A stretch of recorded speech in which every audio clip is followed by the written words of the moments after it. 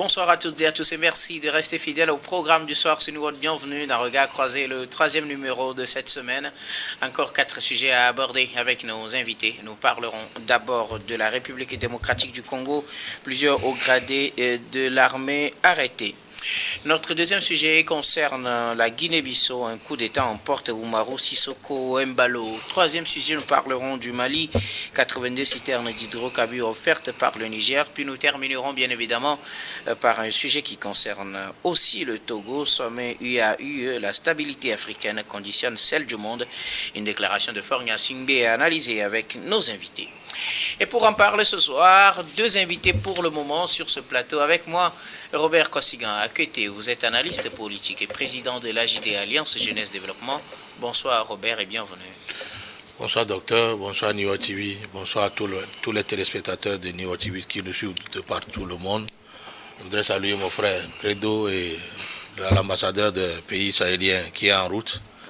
Bonsoir à toutes et à tous. Merci beaucoup. À vous, Robert Kossigan, à côté, d'avoir répondu à notre invitation. C'est moi qui vous remercie, docteur. Notre deuxième invité ce soir, Credo Tété. Vous êtes journaliste et analyste politique. Bonsoir, Credo, et bienvenue. Bonsoir, Guillaume. Merci pour l'invitation. Je salue Robert Kossigan et je salue également tous ceux et toutes celles qui nous suivent. Merci beaucoup. À vous, Credo Tété, d'avoir répondu à notre invitation. Merci. Avec vous, nous abordons notre premier sujet. Nous parlons de la République démocratique du Congo avec plusieurs hauts gradés de l'armée qui sont arrêtés. Le porte-parole de l'armée, le général de division Sylvain Ekanga, a affirmé que certains officiers supérieurs avaient été arrêtés pour des actes d'une gravité exceptionnelle liés à la sécurité de l'État. Ils se sont réservés de donner les noms, mais également, on sait qu'ils sont environ 25. Donc 25 officiers concernés, on aurait 11 généraux et 14 officiers supérieurs, donc peut-être des colonels, et qui sont impliqués dans ces affaires. Pas trop de détails, on les accuse d'avoir commis des actes d'une gravité exceptionnelle liés à la sécurité de l'État. Je commence par vous, Robert Kossigan, qui était souvent, quand on parle de République démocratique du Congo, on parle souvent de la guerre dans l'Est de ce pays et du conflit qui l'oppose au Rwanda ou un 23, de l'insécurité, mais aussi parfois des questions de sécurité interne. Et c'est justement dans ce volet qu'environ 25 officiers de l'armée ont été arrêtés. Oui, Dieu seul sait ce que le président Félix Tshisekedi a dans sa tête. On dirait qu'il a la phobie même de ses plus proches collaborateurs militaires et donc au moindre soupçon, il est fait enfermer. En tout cas, c'est moi qui le dis. Au moindre soupçon, il est fait enfermer. Voilà que l'homme, son homme de main, Ntumba, je pense c'est un général, Ntumba, qui est même le chef de la maison militaire du président Tshisekedi, lui aussi, il est dans le lot. Il y a encore d'autres personnes comme le général Christian Chiwewe, ancien chef d'état-major du FARDES. Et au moment de son interpellation, il occupait le poste de conseiller militaire du président Tshisekedi. Donc, des gens qui sont proches et qui sont à la tête de l'appareil militaire congolais sont tous mis aux arrêts. Lui seul connaît le pourquoi. Et donc, plus loin, ils ont reçu la visite du président du CNDH congolais qui les a visités. À sa sortie, il a dit qu'ils sont bien gardés, ils sont dans une villa cochue et que voilà, on empêche même leurs plus proches de leur rendre visite de peur que voilà, le bâtiment ne soit infiltré ou qu'il y ait peut-être de la casse et tout pour qu'ils s'évadent. Et donc, on refuse qu'ils soient visités par la famille la plus proche. Maintenant, ils sont là, que la justice est en train de faire son travail, on est en train de rassembler les preuves contre eux. Maintenant, Dieu seul sait lesquelles sont ces preuves-là. Maintenant, plus loin, ils disent qu'il y a eu déjà des officiers qui ont été arrêtés sur le front de l'Est, là où il y a à M23, il y a le conflit. Que quand eux ils sont rentrés et gardés dans la prison militaire de Kinshasa, ils ont révélé, ils ont donné des informations qui ont trait alors à l'arrestation de ces officiers. Peut-être que, voilà, on les soupçonne d'avoir collaboré avec les gens de l'Est, Moutamba et autres, mais bon, pour le moment, Dieu seul connaît le secret de ces instructions et tout ce qu'on leur reproche. Merci beaucoup. À vous, Robert Kosiga, qui était pour le moment. Dieu seul sait, Credo Tété, en tout cas, ils sont environ 25 à être arrêtés. Ils sont accusés de mener des actes d'une extrême gravité. Oui, 25 officiers, dont 11 généraux et puis 14 officiers supérieurs. Donc, c'est le chiffre qui a été donné par le haut commandement des forces armées de la RD Congo. Il faut également signaler que ces arrestations portent sur, ou bien les raisons qui ont été données, qui ont été évoquées pour justifier ces arrestations, c'est la menace, ou bien les menaces contre la sûreté de l'État. Et on dit dans un autre registre que le parquet militaire est en train de faire les investigations nécessaires. Mais je me pose des questions. Est-ce qu'il n'y avait pas des preuves avant de procéder aux arrestations de ces 25 officiers supérieurs, ou bien c'est après leurs arrestations qu'on va essayer de justifier cela en cherchant les preuves. Mais lorsque nous considérons également les raisons qui ont été évoquées par le haut commandement militaire pour justifier cette résidence, mise en résidence surveillée ou bien mise en cellule de ces officiers supérieurs, on se demande est-ce que le président de la RD Congo, M. Félix Tshisekedi, n'aurait pas un problème avec lui-même, ou est-ce qu'il n'aurait pas des soucis même de confiance dans sa sécurité? Mais si les gens veulent sa vie, pourquoi ne pas les arrêter? Est-ce que c'est parce qu'on a un problème qu'on arrête les gens, ou bien parce que les gens nous provoquent, ou bien les gens veulent attenter à notre vie? Non, moi, ce que je voudrais dire,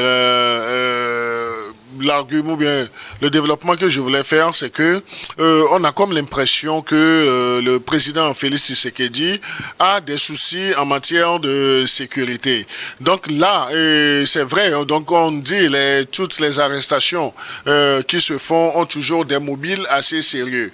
Mais lorsque nous considérons les faits et les raisons qui ont été évoquées pour ces arrestations, on a comme l'impression que c'est après ces arrestations qu'on est en train, ou bien on serait dans une logique d'habiller ces arrestations, d'où la position du parquet militaire qui nous dit, je l'ai dit tantôt, le parquet militaire dit mener les investigations. Donc, c'est dire qu'en amont, le travail n'a pas été fait, ou bien le travail n'a pas été suffisamment fait. Si on nous dit... que c'est pas encore terminé. Non, on peut supposer, mais si on me dit que le parquet est en train de requalifier les charges retenues contre ces 25 officiers supérieurs ou bien ces généraux, donc on comprendrait. Mais qu'on nous dise que dans un vocable assez vaste, menace à la sûreté de l'État, donc on l'admet, on ne sait pas les éléments qu'ils ont à leur disposition, mais moi je trouve que cela s'est tiré par les cheveux et le véritable problème, c'est que aujourd'hui, avec la progression ou bien avec la constance du M23, M. Tshisekedi ne se sentirait plus en sécurité et puis qu'il verrait partout, disons, la menace venir, même dans son propre camp. Merci beaucoup à vous, Credo Tété. Je rappelle, ou bien je voudrais signaler que nous avons été rejoints sur ce plateau par Pasteur Edo Komi. Vous êtes le président du mouvement Martin Luther King. Bonsoir, Pasteur. Oui, bonsoir, docteur. Bonsoir à tous et à toutes. Nous sommes en train de parler, comme vous le savez, du premier sujet. Des hauts gradés de l'armée congolaise ont été arrêtés. Ils seraient coupables d'actes d'une haute gravité, pas tellement de détails. Ils sont 25 officiers à subir ce sort, Pasteur. C'est un peu flou ces arrestations, mais il faut avoir le courage de dire que l'État congolais est dans une véritable déchéance parce que selon la Commission nationale des droits de l'homme, ils ne sont pas rassurés que leur détention, les vraies causes soient connues pour ces arrestations. Donc on se demande qu'est-ce qui se passe. Est-ce que c'est des gens qui sont en connivence avec le M23 ? Vous savez, quand vous prenez l'armée congolaise, elle est tellement corrompue, tout le monde le sait. Donc c'est des gens qui cherchent leurs intérêts personnels plus que l'intérêt du Congo, que l'État Congolais que le pays soit totalement à terre, ça ne leur dit pas grand-chose. Maintenant, est-ce que c'est sur ces bases d'informations, ces bases que on les a arrêtés, personne ne saurait le dire.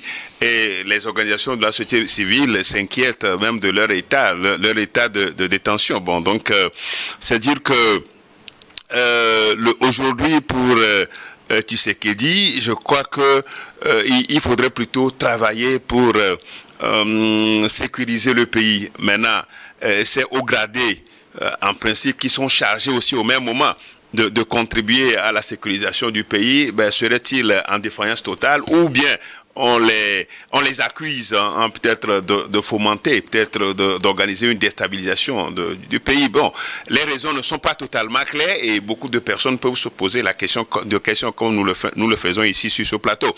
Bon, donc il va falloir que les jours à venir on puisse éclairer la lanterne de tous pour qu'on sache les chefs d'inculpation qui sont retenus contre eux. Mais 25 hauts gradés de l'armée, est-ce que c'est un coup d'État qui fomente? Bon, c'est toujours flou, donc il faut attendre pour voir ce qui va se passer. Alors, Robert Kossigan, c'est vrai, vous tous vous planchez beaucoup plus pour une peur dans le camp de Félix Tshisekedi, mais quand on sait ce qui se passe dans l'est de la République démocratique du Congo, quand on sait qui a dirigé ce pays avant Félix Tshisekedi, et quand on connaît ses relations avec les militaires, je veux parler de Joseph Kabila, quand on sait le sort que la justice lui réserve, est-ce que quelque part il n'y a pas raison d'être très prudent sur certains détails? Oui, c'est parce que lui-même il a voulu, en tant que chef d'État, dès qu'il a pris le pouvoir, la première opération, la première réforme, c'est de réformer son armée et l'équiper suffisamment et rendre l'armée républicaine, de sorte que l'armée reste dans les casernes et n'a rien à voir avec la politique. Maintenant qu'il n'a pas réformé l'armée, l'armée est dans les mêmes positions qu'il a eues avec Kabila. Maintenant, Kabila a ses éléments. Kabila a huilé cette armée avant de partir, d'autant plus que lui-même, il est un personnel militaire, lui-même. Alors, je dis, aujourd'hui, Tshisekedi ne peut que s'en prendre à lui-même. Voilà.